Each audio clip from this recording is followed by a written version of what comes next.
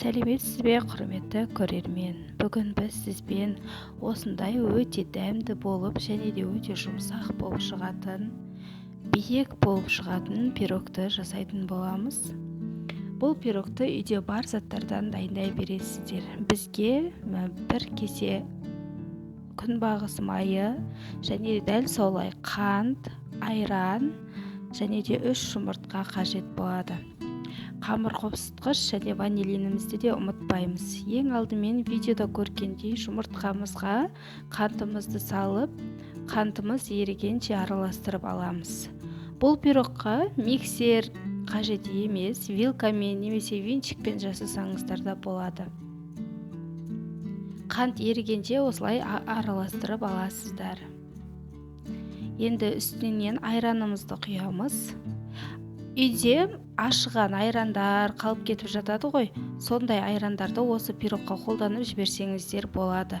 Пирогта оның дәмі ешқандай білінбейді, өте дәмді болып шығады. Міне, көріп тұрғандарыңыздай, мен өзім сұйық майды да құйдым. Енді електен өткізілген ұнымызды салып, қамыр қопсытқышымызды салып, араластырып аламыз. Достар, видео ұнаса, каналыма тіркеліп, лайк басып, комментарий жазып кетіңіздер. Сіздерге бір сәттік жұмыс алмаған үлкен шабыт сыйлайды. Қазақ блогтың дамуына атсалысыңыздар және де қолдап кетіңіздер. Осылай ұнымызды 2-3 бөлікке бөліп, електен өткізіп, шай ішетін кесемізбен 2 кеседей електен өткізіліп ұн қосасыздар. Бірақ бірден салып жібермеңіздер, жаймендеп салып көресіздер. Өйткені әр ұнның тығыздығы әр қалай.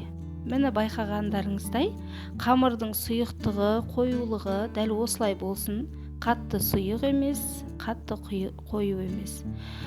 Егерде сұйық болып қалса, піспей қалуы мүмкін пирогтарыңыз, ал қою болып кетсе, онша дәмі болмай қалады. Сол үшін қамырға жақсылап мән беріңіздер.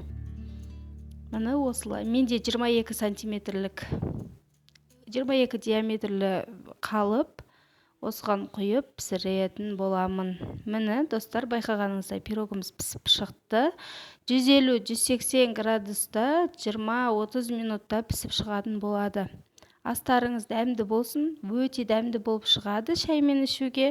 Жасап көріңіздер міндетті түрде. Егер де жасап көрсеңіздер, сәтті шықса, комментарийға жазып кетіңіздер. Достар, осы сілтемелер арқылы менің келесі видеоларымды көре аласыздар.